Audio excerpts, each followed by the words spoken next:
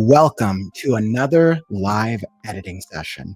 Today, we're keeping it very casual. We're going to keep it super easy, nothing complicated, as I have a lot of priorities dealing with the business this week with launching a new coaching program. So today, I'm going to be finishing the rest of the character development for Last Scarecrow. I have 3 more characters to develop. And finally, the 28 characters that I had started with will be all done. So come join me, whether you want to brainstorm, edit, or maybe just get a little procrastination in, as I develop some pretty fun characters, actually. The Society of the Hags. So this is going to be an interesting development. You can see that I already got my prep outline list all set. And by the way, welcome to the Right Now community. I'm Kauffman, and I'm on a mission to help the unpublished writers of the world through the process, the lifestyle, and the mindset with daily writing streams. Today is 252 and counting, and many more to come. So come join the community, pull up a chair, and let's get some edit writing prepping in. Hey, what's up, Courtney? Welcome to the stream. Goal for the day, 3,333 words. Y'all keep me honest, so saying it in the beginning, since I use these lives as a writing sprint. LOL.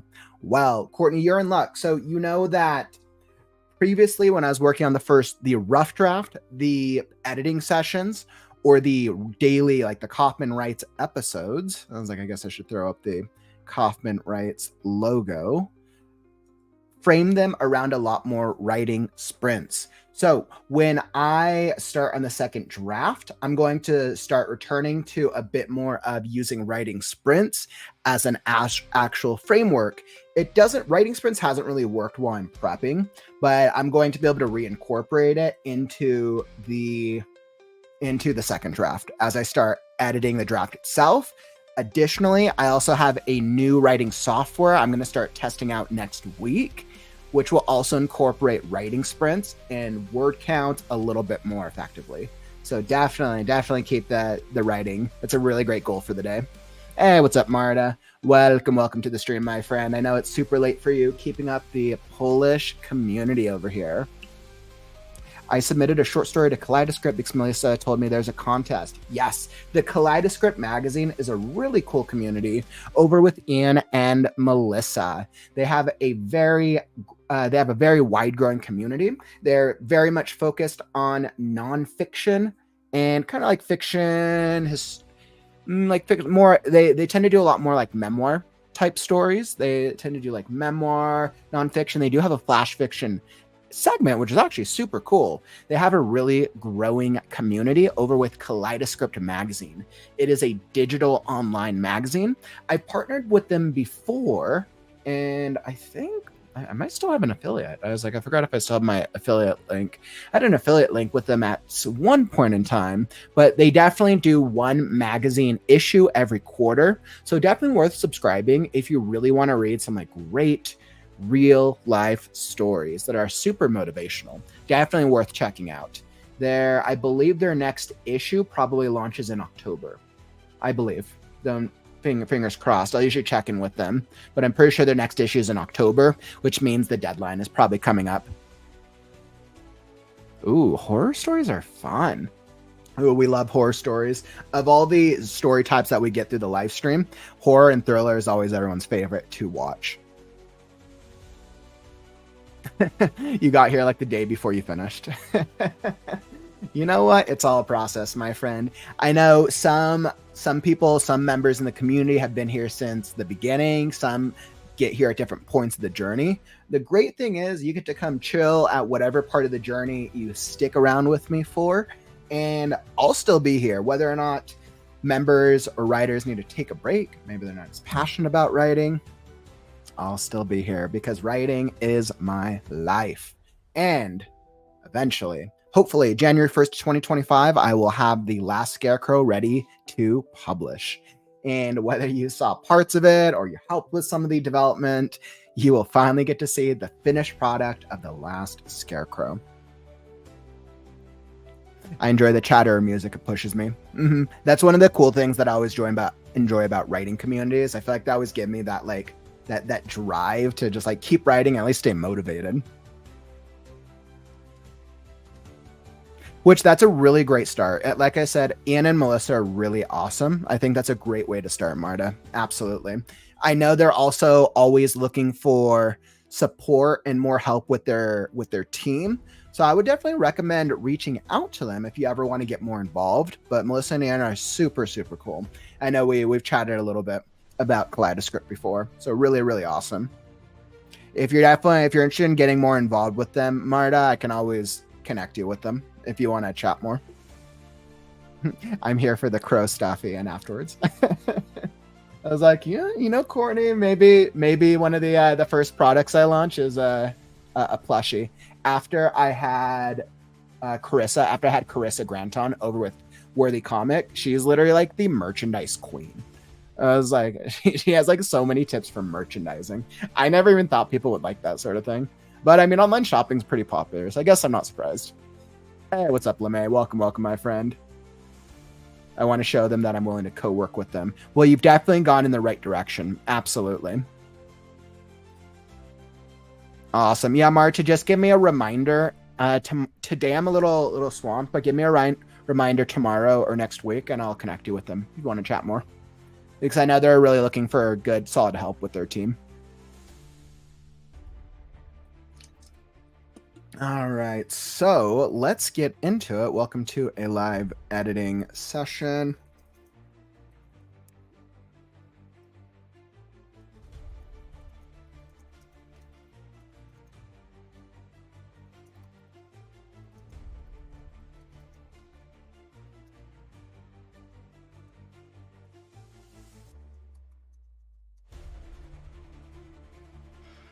All right, perfect. There we go. I got the ticker going. Okay, so I have my screen set up. You know my to-do list. Clearly, I've been making some solid work. I'm going to finish this character development today. Finally going to finish the character development. All right, so let's do it without further procrastination. So we're going to pull this out. Once again, for your reference, I have the magic. I have the elements, the magic system, the system of essence. The system of the essences. Okay, so let's see where we're at. We took care of Wolf King. Pretty sure I finished him up. And then I believe that just leaves me with the hags. Hopefully I finished Wolf King. I think I set myself up to just focus on the 3 hag characters. Perfect. Yep, Wolf King's done. Awesome. So I can finally focus on my hags. Now, well, there are 3 sisters. So we have the old hag, the shapeshifter hag, and then the form-changing hag. I wonder if I should do all of them as a single bio because their stories are so interconnected. I think I might do them as a single bio, actually, now that I think about it. Their stories are very, very connected, and I need to flesh out all of them to a certain extent because they're going to be more predominant in the later parts of the book series. Let's see. Perfect. And we'll bring the Human Council. All right, so story, characters. Yeah, so I think I'll give them the same story because they have a very interesting story. So I'd already fleshed out their story briefly, and I'd really thought through what I wanted their story to be. So the hags come from a magical culture. Now I need to figure out how I want to influence or how I want to incorporate their story into the system of essences that was developed since. Courtney, I want the stuffy and the coffee cup. Need Kauffman merch. Woo! Well, I definitely got to make money, so that's awesome. Clearly, I gotta set some merchandise up to start selling. Woo! But which will be awesome once I hit that 500 subscriber milestone with the 3,000 hours of watch time, which I'm pretty close. I'm at about 2,500, so I got 500 growing by about 100 a week, give or take. So once I hit those 2 milestones, it actually unlocks shopping. It unlocks the super chat, which is the tipping, the membership option, and then shopping. So then I can actually start selling something through the YouTube channel. So I'll probably set something up. I still have to look into the logistics of merchandising itself and figure out what works.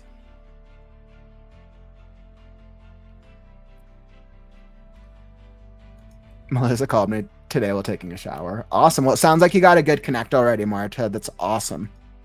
You are doing the right stuff, my friend. Okay. So let's see. So with the hags, so the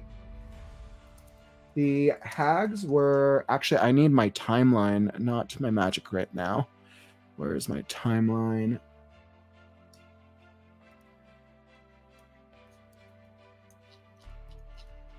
Okay, so here's my timeline of the Lands of the Last. Let's see, and I kind of want to just bullet.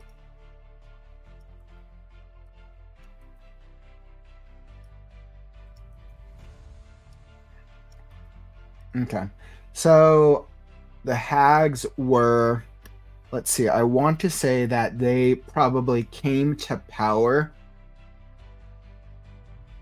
during the tribal war. Actually, you know what? I think what'll be fun. I think I'm going to have the hags be partially responsible for starting the tribal wars. The hags society. So the hags were part of a powerful society of magic users.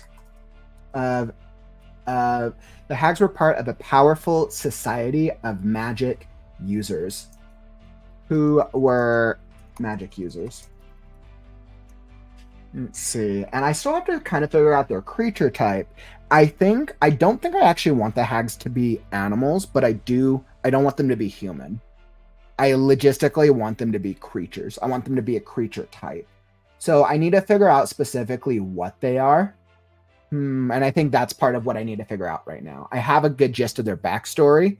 Definitely if something speaks to you while I'm developing their story, definitely feel free to shout out. Okay, so the hags were part of a powerful society of magic users that formed in the wake of humanity's downfall. They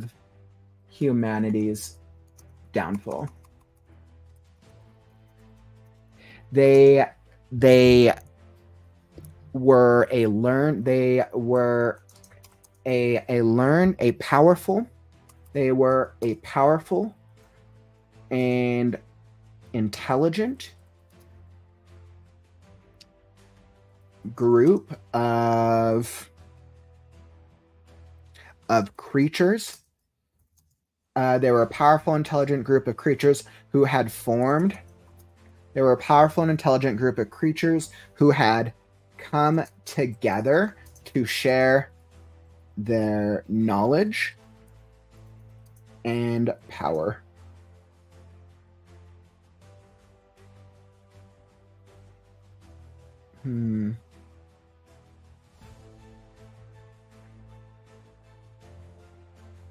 They were a powerful and intelligent group of creatures who came together to share their knowledge and power. They only those who were of a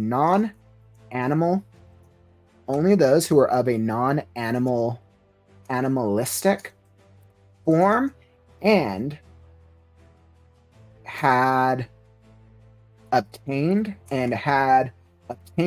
some form of a magic ability were admitted into this society. I think this is going to be cool. Yeah, because when I think about the timeline, so they came about.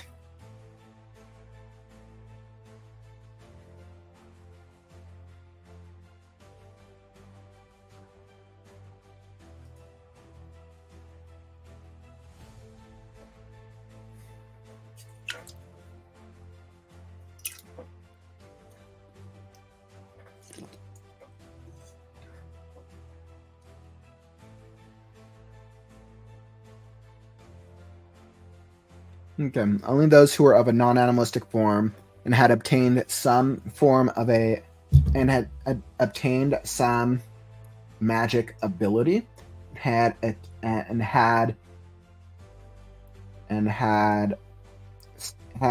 a magic ability. I think I also need to determine if I want to call it magic specifically. And how it had an essence ability. I think I want to move away with calling it magic. I think I want to call it essence. And had an essence ability. Now, when we say essence, people the readers will understand it's magic, but I think what unique to this role that it's essence. Only those who were of a non-animalistic form and had an essence ability were admitted into this society.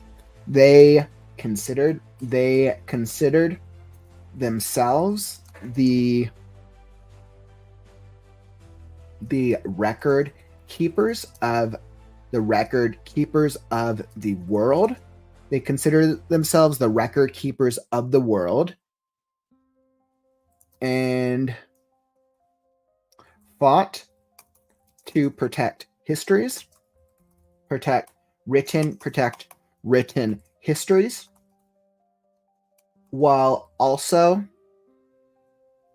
fending off against the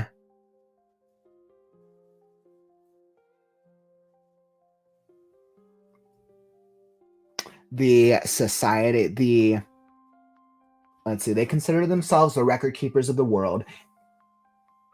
They consider themselves the record keepers of the world, but generally kept their doors closed. But generally kept their society closed to others. But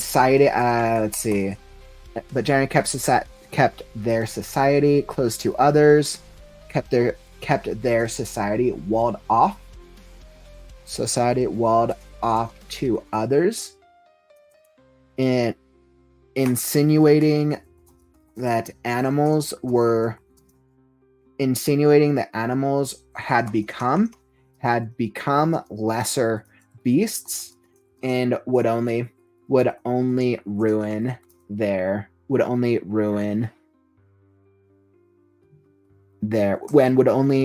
ruin to their society, to their institution.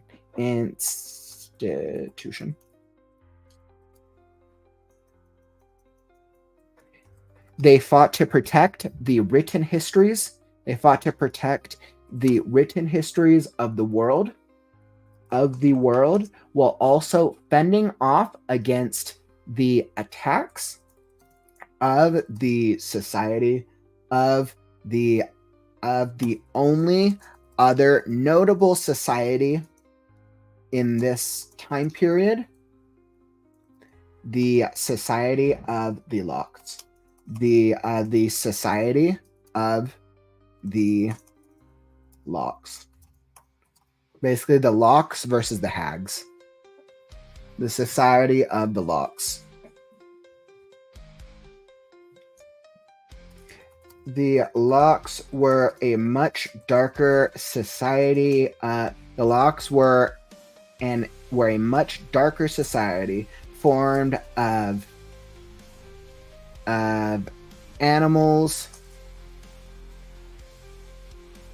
Let's see. And this is going to take place at the era of Nature's Wrath. So this takes place during this time period. Okay, so creators end. People start changing into animals. Do all humans die during this time period? I think they start becoming decimated. I think that whatever survivors there are die at the end of the tribal wars.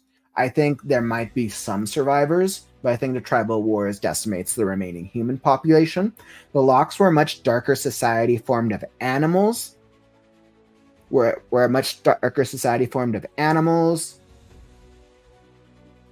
beasts, and the few remaining human survivors.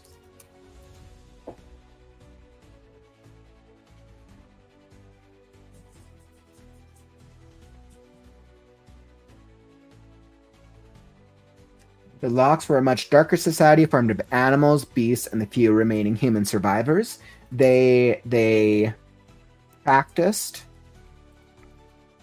in both essence magic, and let's see. I don't think chaos magic was inherently in the world yet, or I don't think it was powerful enough to be in the world during this time period. So they practiced in both essence magic and relied on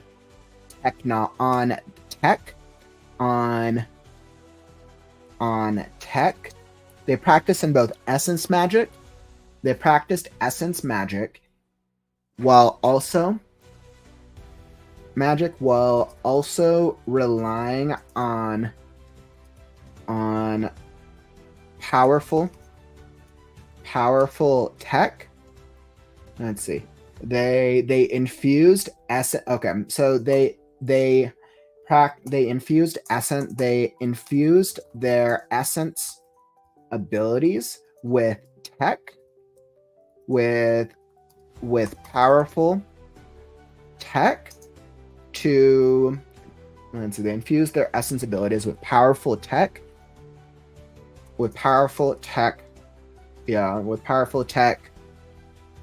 to dominate their domain and consistently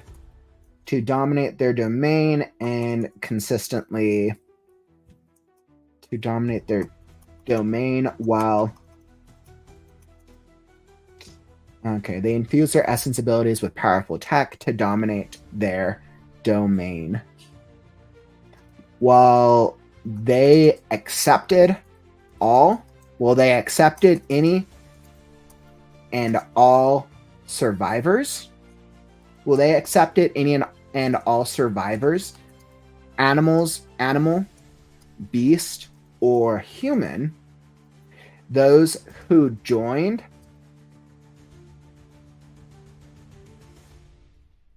were never the same again. Those who joined were never the same again. Okay. So I think that's a good setup for that. The Locks. So the Hags and the Locks. Hey, what's up, Ammo? I'm just developing this. The final three characters, the Hags, but the Hags is actually ingrained in their society. There's this whole two huge societies that actually existed in the post era of the creators of humanity, and really kind of took place during the era of nature's wrath, while during humanity's decline. And they existed throughout the era of the animal, and both of these societies met a very bitter demise during the era of the tribal wars. Okay. The Locks were a much darker society, formed of animals, beasts, and the few remaining human survivors. They infused their essence. Yep, that's good. Okay. So now back to the Hags. So in the eras following the decline of humanity, both of these societies grew in following and power, while both representing different ideals in a world that was being ravaged by nature, by Mother Nature, the essences, and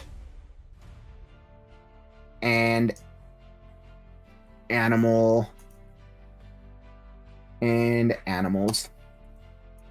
Perfect. And primal animal tribes. We'll just put primal animal tribes. Perfect.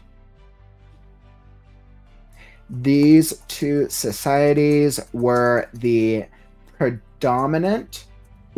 only predominant forms of civilization during during the eras leading up to the tribal wars. Perfect. Well, neither society was humongous. Both gained followings. Well, neither society was humongous. The Society of the Hags. Let's see. Well, neither society was humongous. The Society of the Hags was more close knit with a couple hundred members, while the Society of the Lux was more widespread with a few notable territories and close to 1,000 members. Yep, 1,000 members. Perfect. And this is actually where the monuments originate from. For those of you who've been reading along with The Last Scarecrow, there's these huge features in the world itself called monuments, and they actually are indirect originations from these two societies.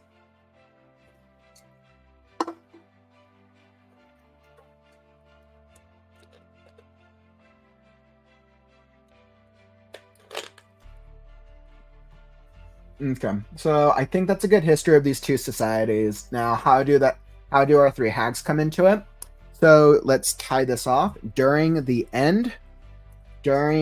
the tribal wars, these two societies were both responsible for starting. These two societies were responsible for starting the tribal wars.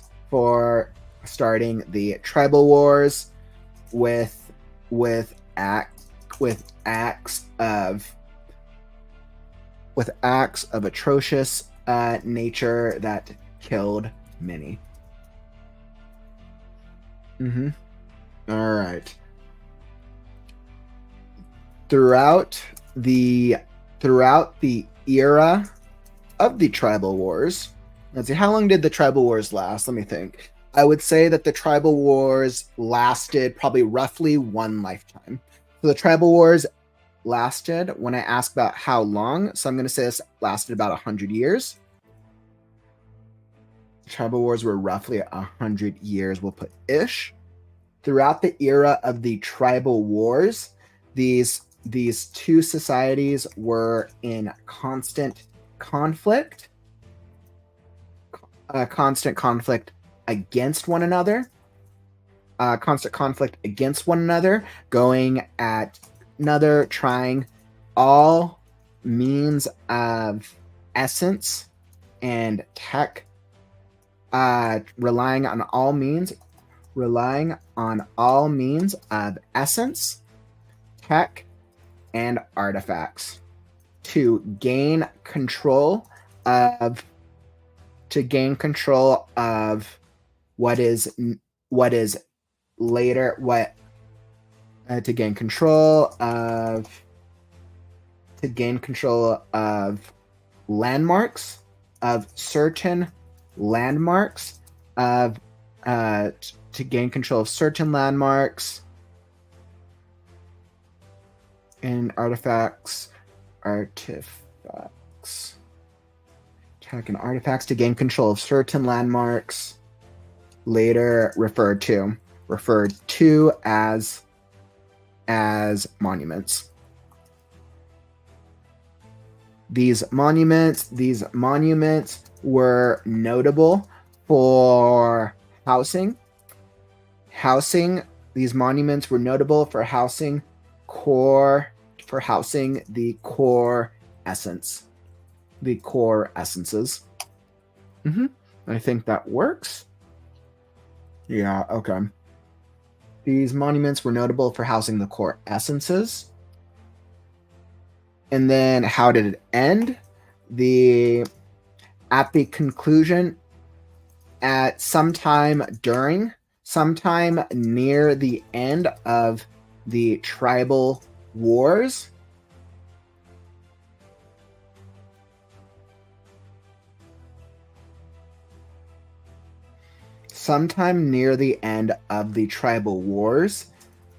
both societies collapsed from within. Both societies collapsed from within for different, unbeknownst reasons. The locks simply vanished.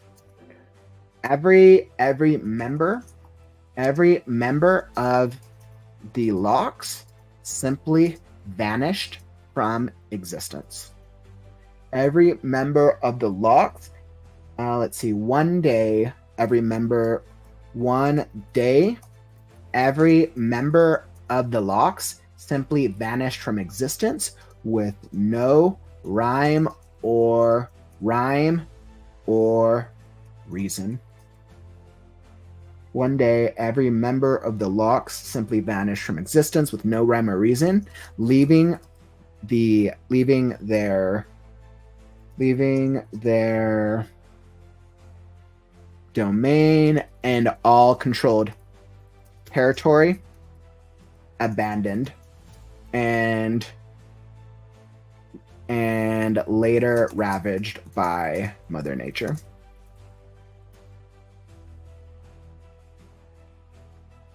One day, every member of the locks simply vanished from existence with no rhyme or reason, leaving their domain and all controlled territory abandoned and ravaged by the ever-changing weather. While the hags notably considered themselves the winners of the conflict and retreated to their own territory, retreated to their own domain. While the hags notably considered themselves the winners of the conflict and retreated to their own domain, three notable the hags considered themselves, the hags many considered to be the winners of the conflict. The hags considered to be the winners of the conflict by any who still remember this era. The hags considered to be the winners of the conflict, and we'll put this in parentheses, by any who still remember this era, retreated to their own domain. Shortly after their return to regroup, three notable hags, and that's where these three come in: the old hag, the shape-shifting hag, and the form-changing hag. Do I give them names? I think I do need to actually give them names. Three notable hags: the old hag, the shape-shifting hag, and the form-changing hag. The old hag, the shape-shifting hag, and the form-changing hag. Shortly after their return to regroup, three notable hags: the old hag, the shape-shifting hag, and the form-changing hag,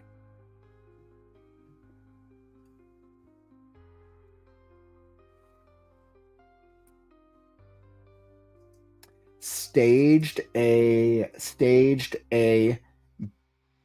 the hags considered to be the winners of the conflict by any who still remember this era, retreated to their own domain. Shortly after their return their return to regroup. 3 notable hags, the old hag, the shape-shifting hag, and the form-changing hag, sealed off the society, sealed off their domain, and sealed off their domain, and in a bitter and in a shocking betrayal,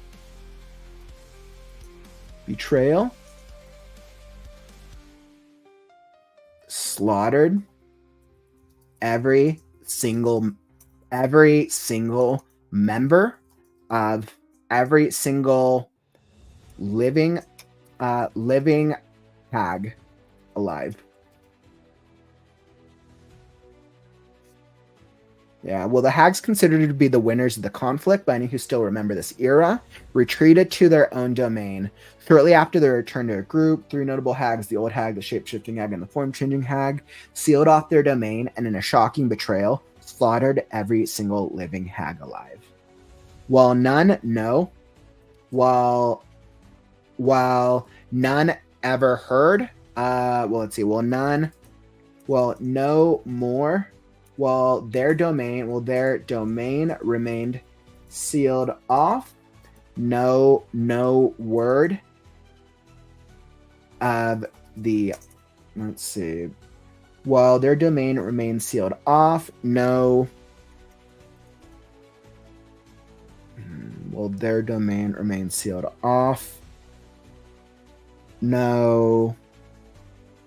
clues or context were ever given for the reasoning of these hags' betrayal.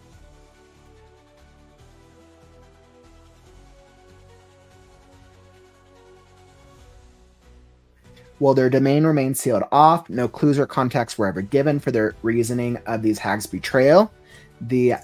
Like the Society of the Hawks, like the Society of the Locks,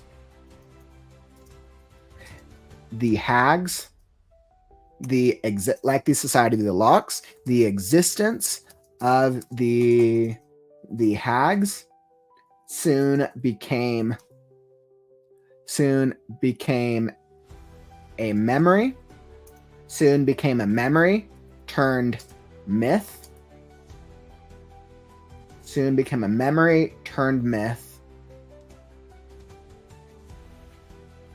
And eventually a legend that eventually a legend that even then became forgotten. Perfect. Well, the hags considered to be the winners of the conflict. All right, so I think that is the history. This is the first. So in the Scarecrow's journey, this is the first time that the hags have resurfaced.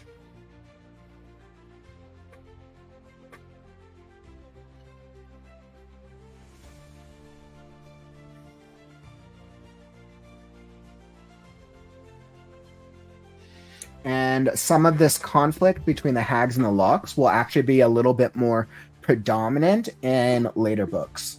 So right now the hags aren't really very integral to the first book, but they're going to be integral to the overall state of the world. Okay, so this is the story. This is the story of the hags and the locks. The character types. So we have, let's see, we have the three old. We have the old hag. We have the shape-shifting hag, and then we have the form-changing hag. Okay, so I need to make a decision. I need to figure out if I want to name them. And then, of course, their abilities.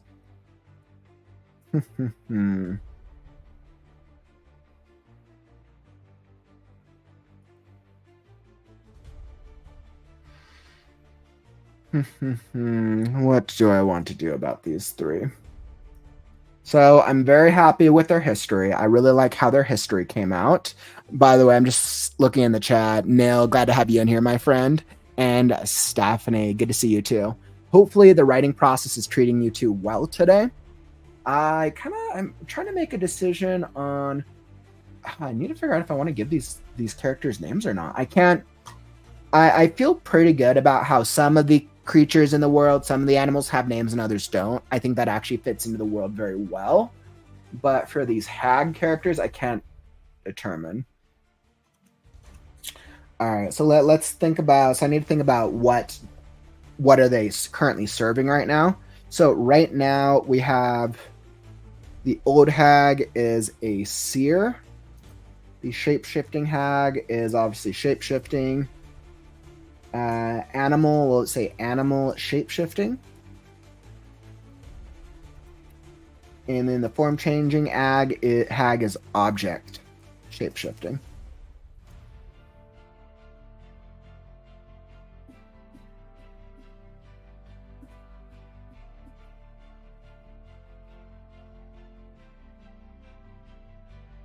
The hags right now are currently the only characters in the world who taught themselves how to harness these certain essence abilities. While the majority of the creatures in the world end up gaining an ability because they interact with an offspring of one of the essences, and then they merge and they get the ability. The hags society figured out how to harness the essence ability and an essence ability without the need to merge with an offspring or a parasite.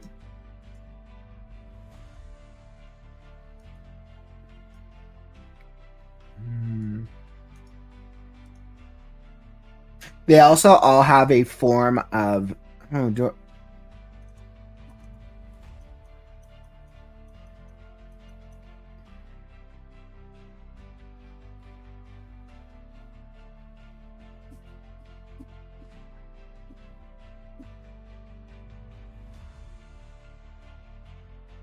I think they also have a form of telepathy, actually, now that I think about it.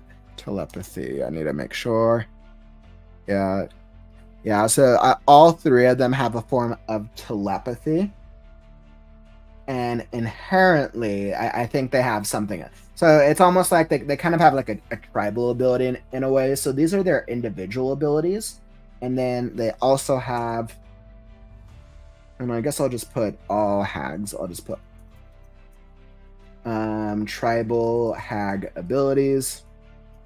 Or let's see, all hag, or I'll put shared hag abilities is telepathy and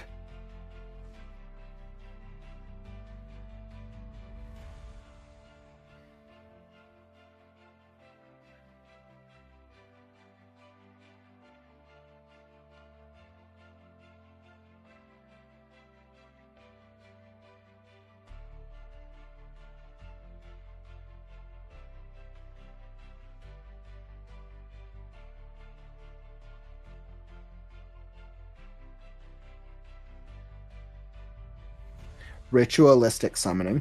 Ritualistic summoning. I need to flesh out what this means exactly. Because they do have a type of ritual ability that when they're all three of them basically combine their wills, they can do this they do this really cool thing. Okay. All right, what do they want? So right now, basically their character types, I want to say the old hag is a kind of like a Yoda. The old hag's character is very very kooky. Old hag is a corny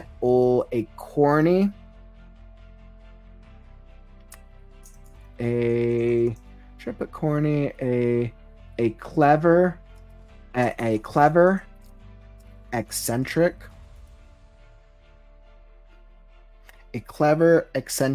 creature who speaks only in riddles and nonsense.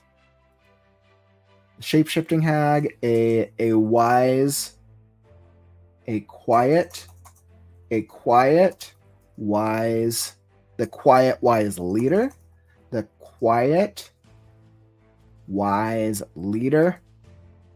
of the three with a keen interest in Scarecrow.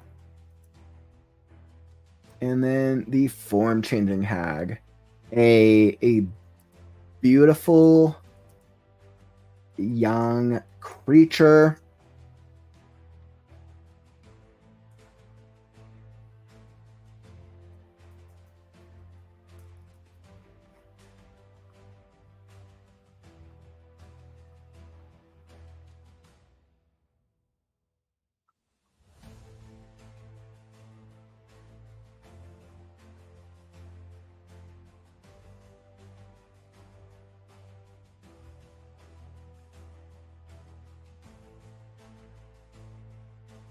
I think a beautiful young creature who relies on charms. Do I rely on?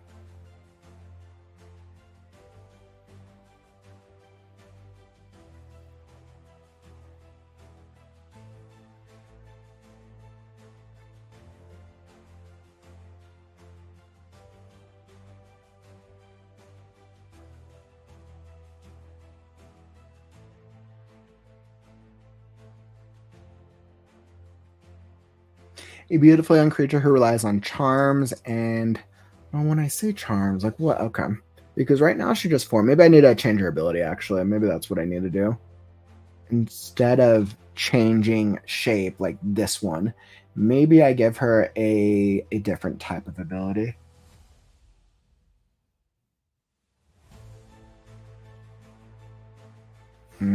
Charm hag? Charm. I need to think about it. A beautiful young creature who relies on charms to entrap and to entrance. A beautiful young creature who relies on charms to entrance. Oh.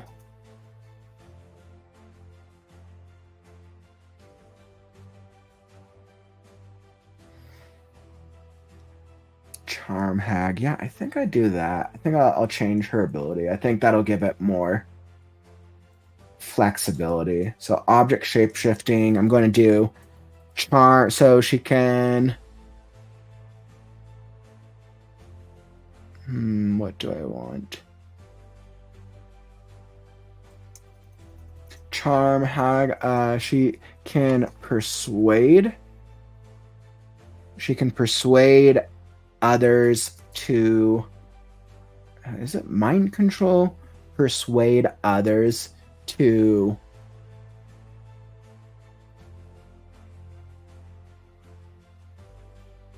Persuade others to follow her commands through. Or does she make them? Do I want them to fall in love with her? I mean, I could do something with that. There would be a way to touch upon love.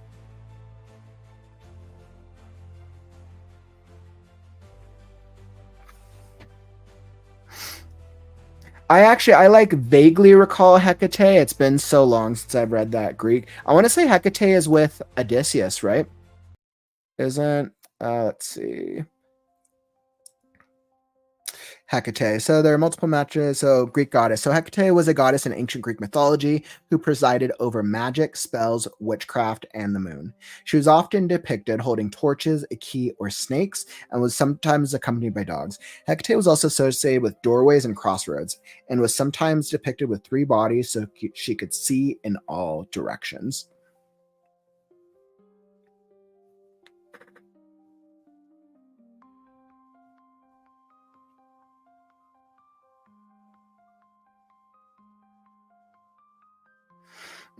So she perhaps to keep away evil spirits.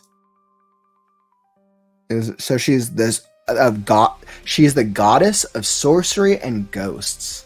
She is also depicted as the goddess of magic, dogs, and night. She is not wholly evil or good, but her actions show loyalty and compassion with her followers. Interesting. That's actually interesting.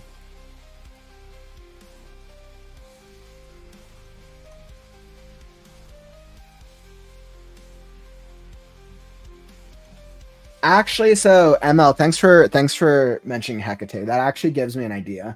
I think instead of having her do something with charms, I think then I make her responsible for she can communicate, not communicate. I think she can control ghosts to an extent. Then I think that would actually be interesting and could give her a little bit more of a creepy ability, while also aligning with something I want to do with them later on.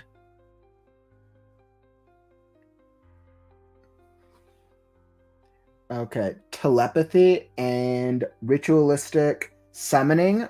This can affect the weather and sun/moon, the weather and the planets, and the planetary alignment.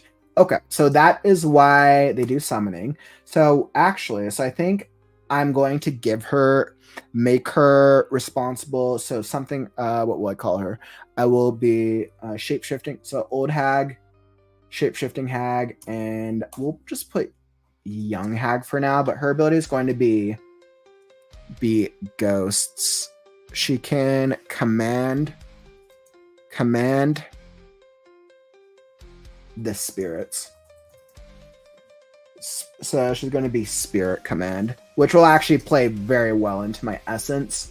So she'll be a spirit command, which I actually really like that. Thanks for sharing that, ML. That was a great inspiration.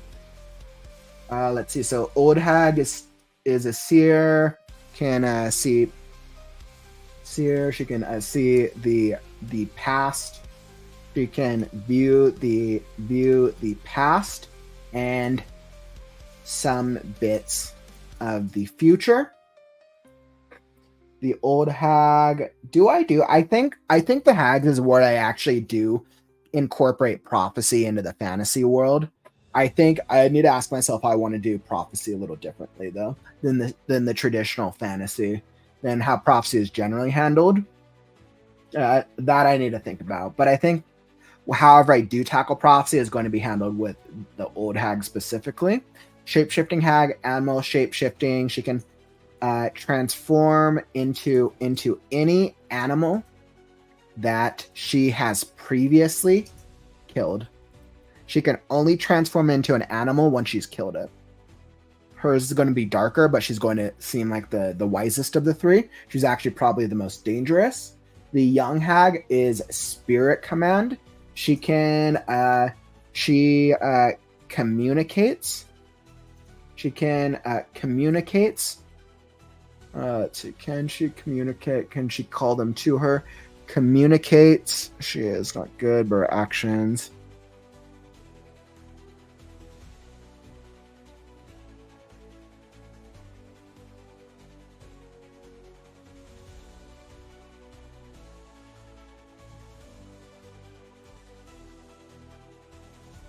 Communicates and lures spirits to do her bidding. Okay. Communicates and lures spirits to do her bidding. Okay. So I think I actually do like those abilities. I think that's a little better. Well, now the question is, do I want to kill them? Do I want to... I need to figure out what I want to do with their names. Okay. So a beautiful young hag who relies on spirits to do everything for her.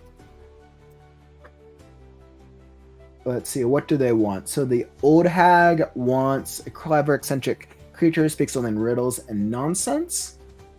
What do the three of them want? The quiet, wise leader of the three with three. The most dangerous and cunning. The most dangerous and cunning, while outwardly appearing welcoming and inviting. The old hag. What do the three of them want? The shape-shifting hag wants Scarecrow That's specific. Or I guess we'll say Last Scarecrow, but wants an animal to put an end to the last demon, to the first demon.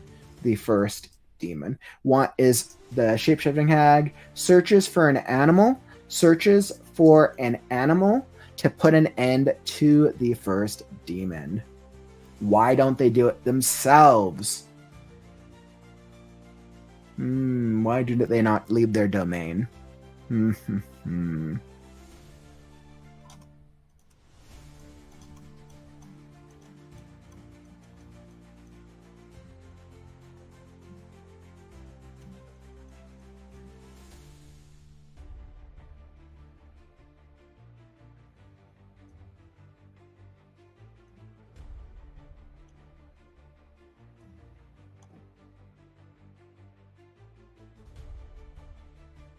They don't focus on the first demon. They don't deal with the first demon themselves because they're focused on a different conflict. I think also based off the old hag, they don't believe that they're destined. They're the ones that are destined to deal with the first demon. Searches for an animal to put an end to the first demon. But if they're focused on something else, is that what she's really focused on?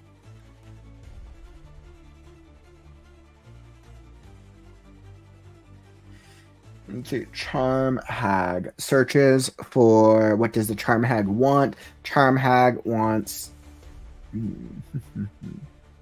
searches. So I think each of them are searching for a specific.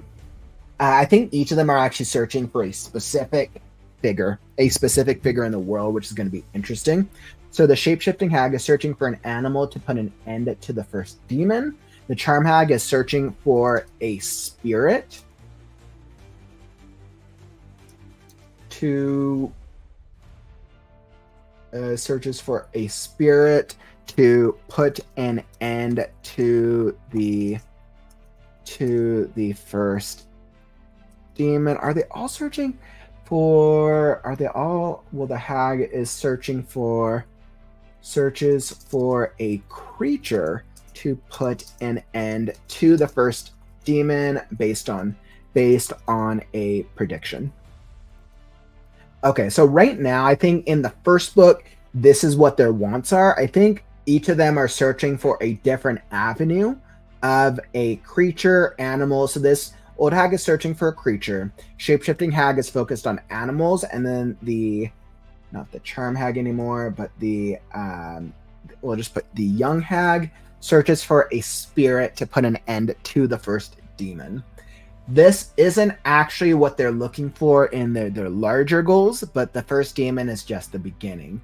They believe that whoever puts an end to the first demon is the first step of a solution to a greater problem.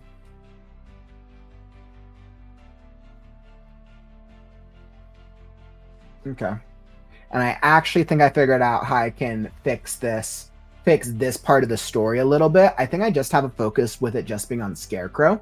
I think what I'll do is I'm going to have them have I'm going to have them have an animal, a creature, and a spirit there that they've chosen along with Scarecrow, and then basically it being kind of like a test. And I think I'm going to adjust that slightly. Sybil, a pagan female oracle or prophetess. Yes, so that's a great call out. So the old hag is going to be the closest to Sybil. Yeah, so I think when I think about inspiration, I think about the old hag is definitely going to be the closest to Sybil. In terms of Hecate, I think the young hag is going to be the closest to Hecate when I think about what their inspiration is from. And then the shape-shifting hag. Let's see. Let me pull up these, make sure that this makes sense. Sybil.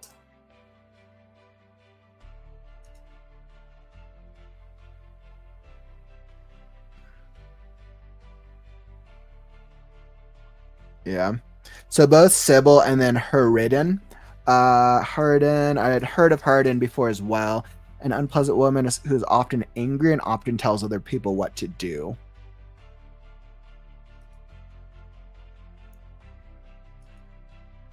Yeah, so I don't think Harden.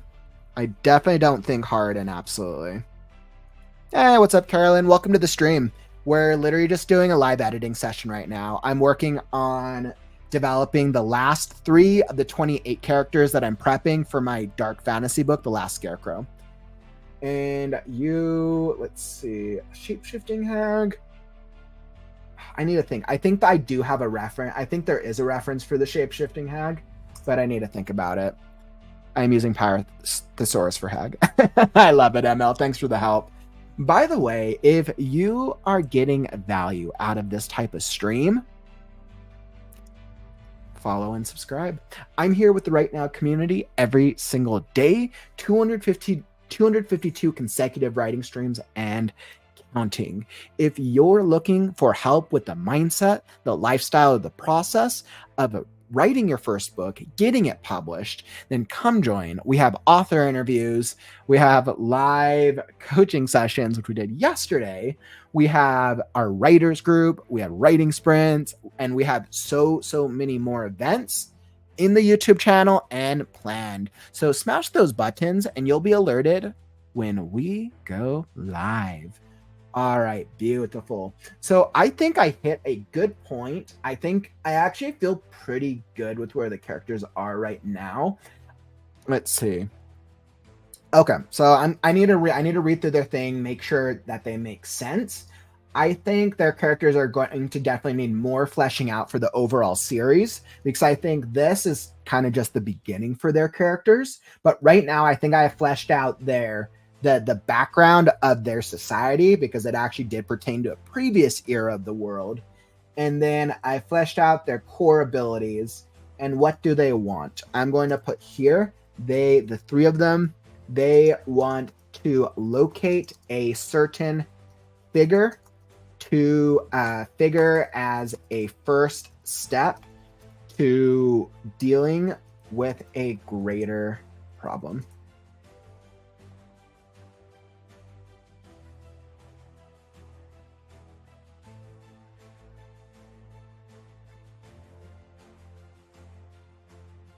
Yeah, and I think they're always going to teeter on back and forth on whether or not they're actually helping and doing good or whether or not they're doing evil. So they're always going to go back and forth on that front, and I think that's going to be the way to tackle them. Okay, so let's hear how this sounds. I think I like their backstory, and I think I like how they've shaped up. So right now, the old hag, the shape-shifting hag, and we're just going to put the young hag. And I fixed their abilities. I'm pretty happy with how they came out.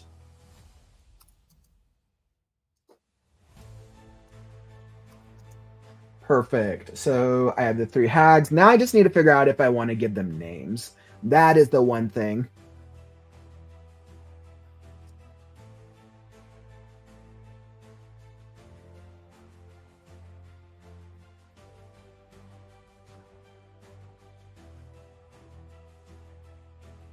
I mean, I could do something really fun. So I actually could, and this could be the one intention, ML. I'm thinking about it with names. I could actually give them the names of these Greek gods. Like I could actually call her Sybil, Hecate, and then I'll have to think of another one for shape-shifting hag. I'll have to do research, but I could actually give them these names, and these characters basically rename themselves based off history and mythology, because that's who they wanted others to view them as, because they kind of, it's almost like each of them kind of grew a god complex.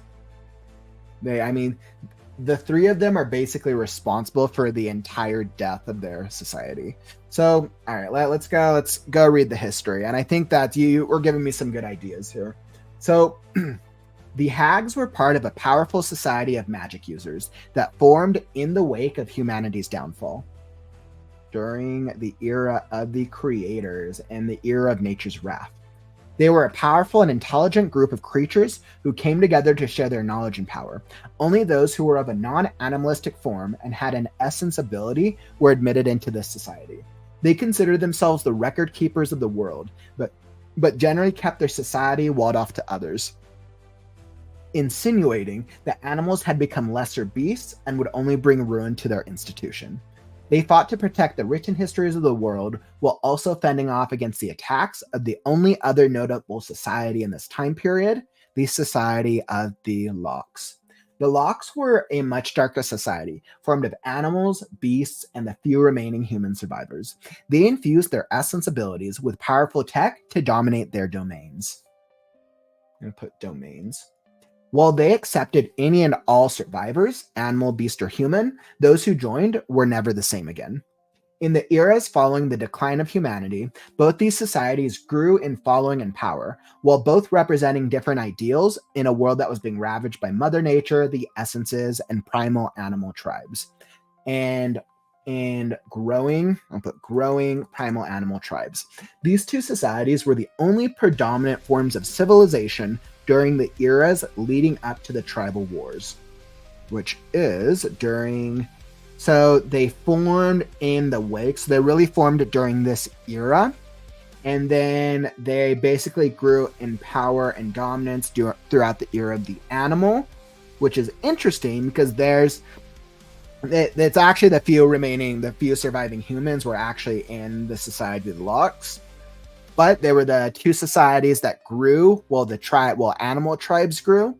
And then their era ends during the tribal wars. So in the eras following the decline of humanity, both these societies grew in following and power, while both representing different ideals in a world that was being ravaged by Mother Nature, the essences, and growing primal animal tribes.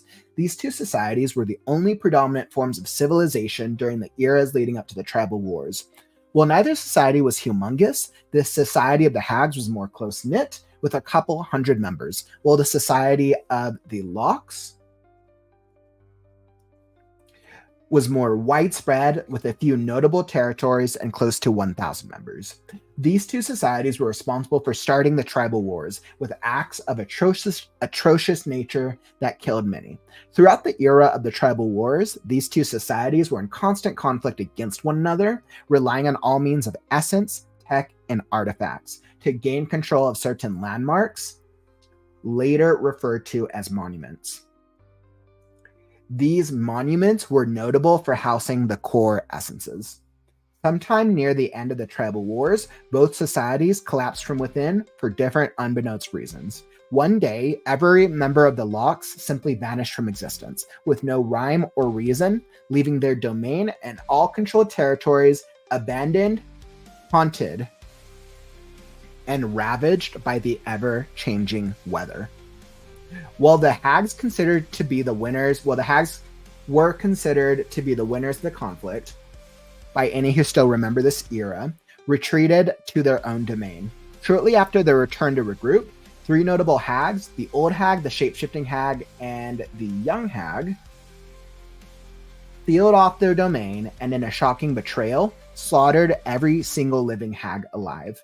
While their domain remained sealed off, no clues or context were ever given for the reasoning of these Hags' betrayal. Like the Society of the Lox, the existence of the Hags soon became a memory turned myth, and eventually a legend that even then became forgotten. I like that. Okay. And that's really what's going to be relevant. If I do touch on bits of that, I'll probably touch on bits and pieces of this now that I have a little bit more world building. I'll be able to touch on bits and pieces on this whenever I want to reference maybe some history. I think Gore tends to be our historian, so I think Gore might mention bits and pieces as he remembers or was told or passed down to him, which will be great. Then we have our three Hags, which I'm thinking I might just name them Sybil, Hecate, and I might actually do that intentionally, right? And obviously any reader who's like heard of Greek mythology will understand the references. And obviously, none of the characters in the world will understand it, but they themselves will have named it based on what the mythologies represented.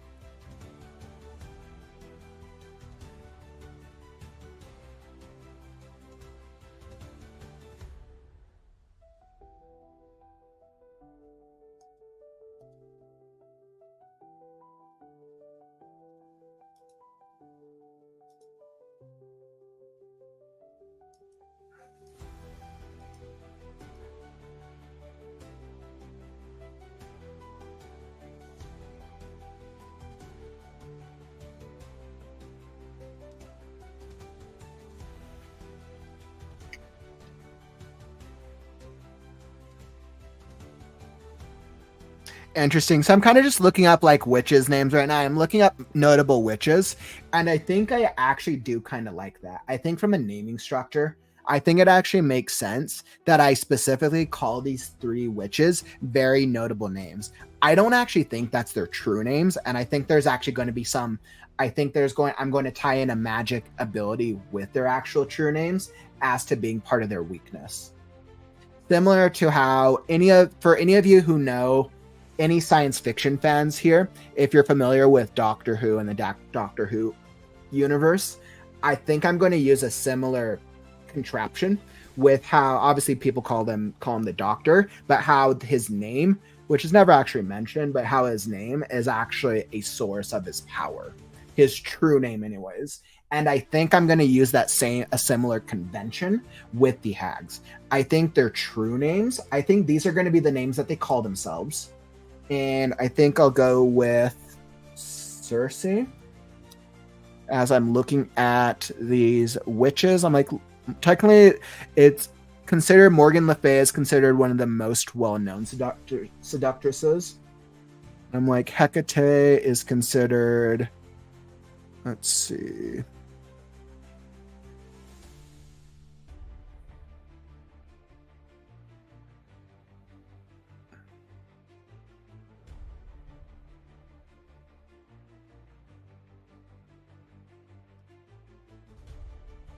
Yeah, so then do I give, so I mean, obviously of the three of them, I should actually probably give this one whoever is the most dangerous.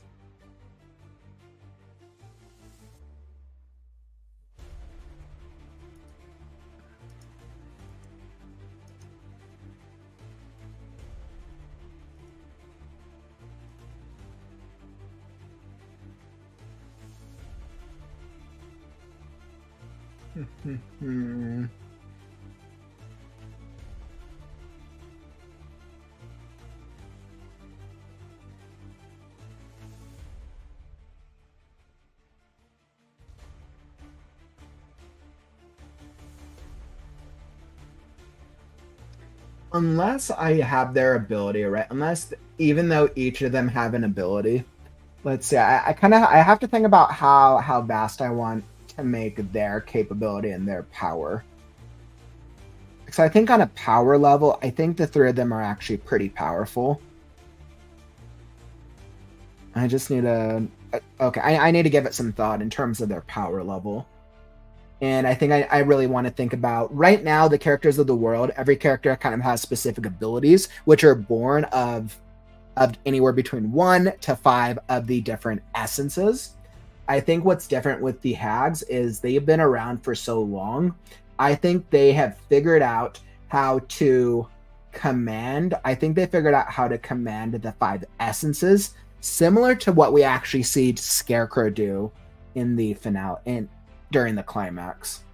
I think they actually have figured out how to command the different essences to a greater extent than any other character currently alive in the world.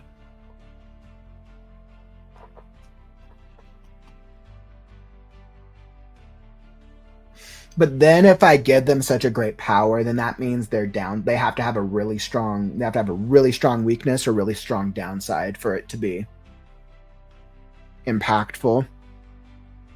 I think I think this is what I'm going to do. I think I'm going to call them by each of these. I think this is what they're going to call themselves. But I think it will always be questioning what their true names are. Old Hag, Sybil, I think, I'm just asking myself if these are the right names for them. Sybil, Cersei, and Hecate.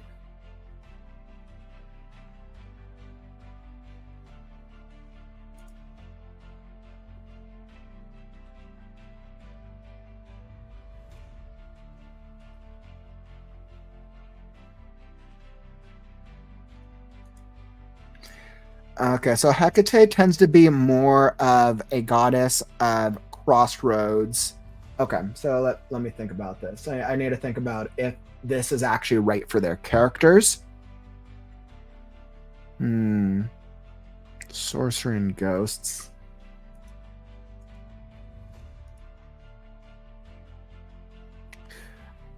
I think I need to mix up their names. Cersei.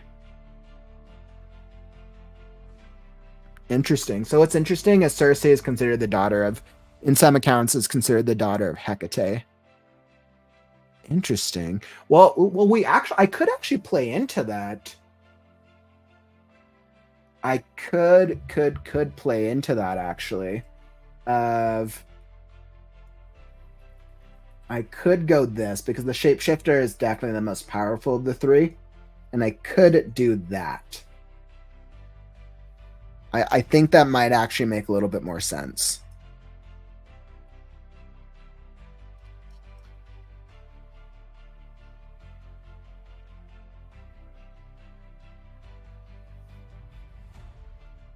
I think doing Cersei would actually make it a little bit more notable for her interest in the romantic essence. She's just relying more on spirits. Sybil, let's see, let's go look up which Sybil.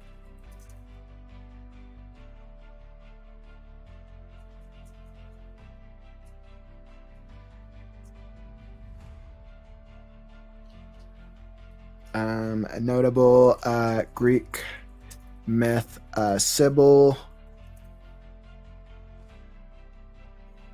Yeah, okay, yeah. So yeah, Sybil's the prophet. Yep, that totally makes sense then.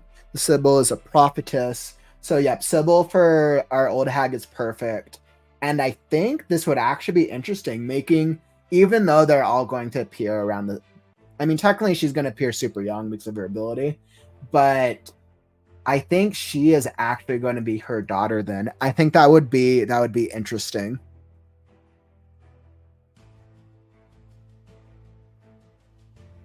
The question is, do I make these two related? Do I make them non-related? Siblings, lovers, friends? I think she is the daughter. Food for thought. I'm going to have to think about this, but I actually really like that direction. Thanks, ML, for the suggestion with the names. I think that was a great idea. Hey, what's up, John? Glad to have you drop in the chat. I saw you popping in here for a little bit. Woo! Courtney, you're making some great progress, by the way. That's incredible. You got it. The book will be done before you know it, my friend. John, your nickname is Merp Glurp, the gay frog. I like that is your spirit animal. Gay frogs. Well, I was like, do I have a frog in this world? I don't actually think I have a frog character. I feel like I need to add a frog character at some point. I think a frog's one of the list of animals I gotta add. Yeah, you know, Courtney, I thought about that as well, especially with because Cersei is going to be such a notable name. Especially with Game of Thrones. I think I am all right with it because even though like Cersei's kind of considered an evil character. Well, okay, Cersei is an evil character who is notable. Her redeeming quality is her being a mom and her children. So I actually think anybody who's seen Game of Thrones will actually assume like, okay, she's going to assume some type of romantic, some type of like motherly type thing where she might be evil. And I think that will actually play well into the character. So I think that actually could work. Oh yeah, it is. I'm sure George R. R. Martin, I wouldn't be surprised if there was some type of reference from Cersei's character development with the Cersei character from Game of Thrones. I wouldn't be surprised. Awesome. So I feel so great. The hags are done. I'm not going to worry about the Council of Humans. I don't think that's super relevant like I thought it might be. Awesome. I am all done with the character development. I am very good. Woo! Celebration! I feel so excited and awesome. Characters done. Not going to worry about that council. I feel like I've done a lot of solid character development. The character development prep for Last Scarecrow is completed. Is all done. All right. So back to my work. Character development. Perfect. Does that mean there won't be any more character development? Of course there might be, but As for the prep that needs to happen, in regards to all the prep that I need to do to hop into the second draft, character development is all done. I've fleshed out my core characters.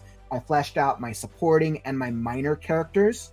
Let's pull up my character development sheet so you guys can see. I fleshed out the major characters: Scarecrow, Pebble, Gore, the First Demon, Lady Skunk, and the Blue Dragonkin, who are going to be my major characters. We have fleshed out our supporting characters: the Crazed Rabbit, Stretch the Snake, Gold Scales, Dragonkin, Red Dragonkin, and Audie. And then we've given some brief backgrounds for Mr. Quilt, Last Robot, our two crazed sunflowers, the Golden and the Wilted, Cloth the Doll, our Abomination the Fox, Maisie the Squirrel, Tiger King, Luchek is second in command, Wolf King, and the Three Hags. These are all 28 characters that are involved that are incorporated, that affect the plot to varying degrees in the first book of The Last Scarecrow. I am so psyched. I am so happy I finally did that. Character development, check. So now with everything I've done, the outline is ready. As I think about what happens next, outline is done. The genre is dark fantasy. I'm happy with that. With 4 elements. So the genre is specifically dark fantasy with elements of action adventure, sci-fi elements, post-apocalyptic, and thriller. Those are the 4 elements we'll draw on.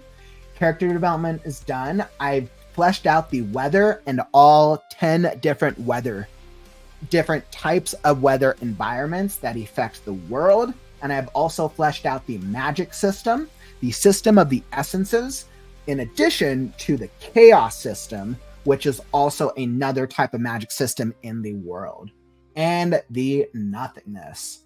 So the last thing I need to flesh out is the map. The map of the world is my last to-do list.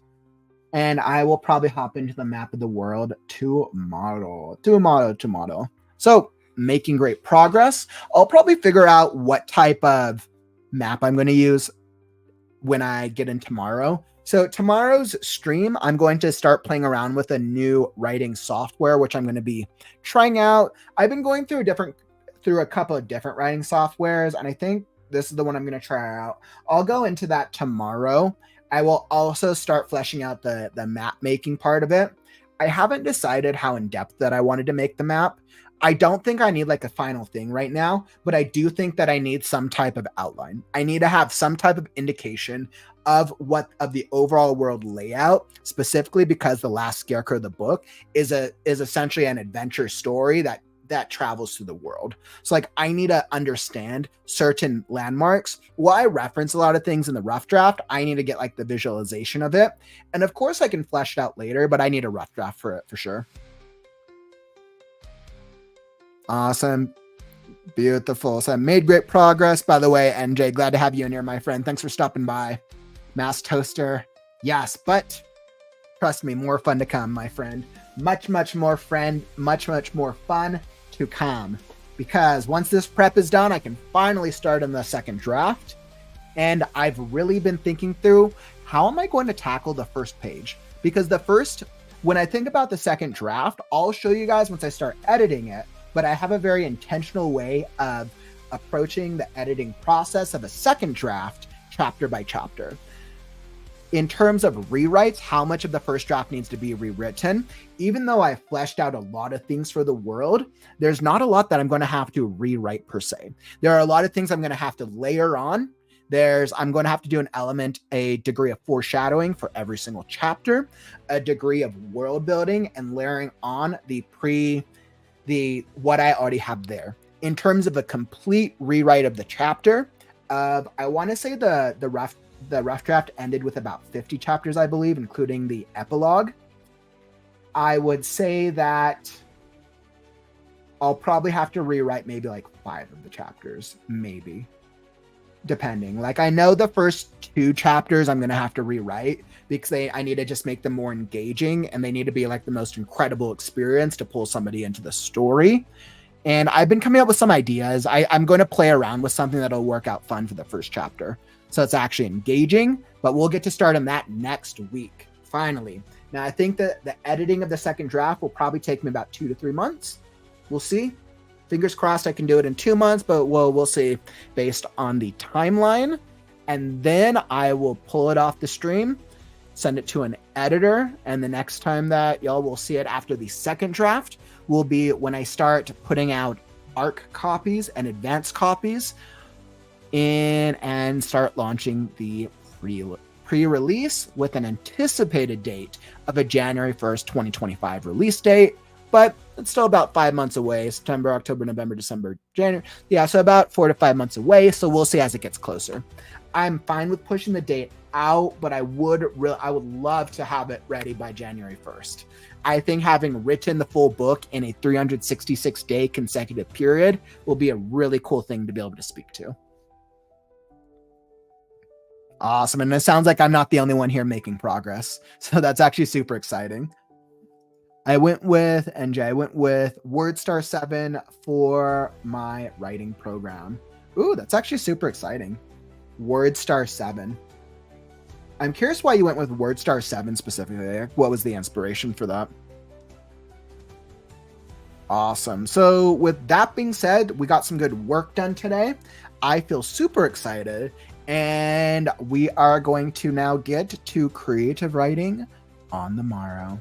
So as we look ahead towards next week, if you're looking for something to watch next, yesterday's stream was pretty incredible. We went over 97% of reasons, or not 97, why 97% of writers fail. And I went over the 8 reasons why I think after surveying over 1,100 writers, probably closer to 2,000 to 3,000 writers, and I basically listed the 8 reasons why I think most writers end up failing as it pertains to writing and eventually publishing their first or early books in their series. It was a great stream. It ended up being about 4 hours with all the talks and then with our live coaching sessions we did. Once again, a huge shout out and a huge thank you to both Courtney and Nil for winning the free coaching giveaway and then joining me for our first virtual live coaching sessions. But don't worry. If you missed out on yesterday's stream as well, I will be editing. I'm currently editing and I'll be uploading a highlight version, which will probably be like a shorter, like 10 to 20 minute video. So that way you can get like the highlights and the most important things, because it was such incredible information. I'll post that up next week. But in the meantime, down in the YouTube description, check out that playlist. Those are some standalone events and that will be very cool. So we definitely had some really epic events. And that playlist is down in the YouTube description down below. So definitely check it out. We have had some fun events from our 6-hour write-a-thon, our website review stream, my stream with Holly Davis, which was super fun with our publishing house. We have had a gaming live stream. We had yesterday's stream, and we have much, much more planned. So definitely worth checking out. And if you enjoyed the stream, tap that like button on your way out. Help me, help us show the world, show those algorithms that writing streams are cool. All right, my friends, tomorrow I will be back up streaming, probably at a slightly earlier time because my schedule is going to be a little all over the place for the next couple of days. So I'll probably be up a little earlier than normal. But I'll post it 30 minutes ahead of time, and then I'll post my weekly schedule tomorrow. Yeah. And then we'll return back to our normal story and critique show, and our podcast will return next weekend. All right. Thank you all for joining me. I hope that we got some really, really great work done today. I can tell a couple of you got some great work. Thank you for just coming and hanging out. Clearly, we're kind of in that like the Sunday vibe today. And we're going to make some great progress next week. I'm going to finally get started on the second draft. So that brings us to the end of the stream. Don't forget, words are wind, but stories are forever. I'm Kauffman, and I'll catch you on the morrow. Stay creative, writers.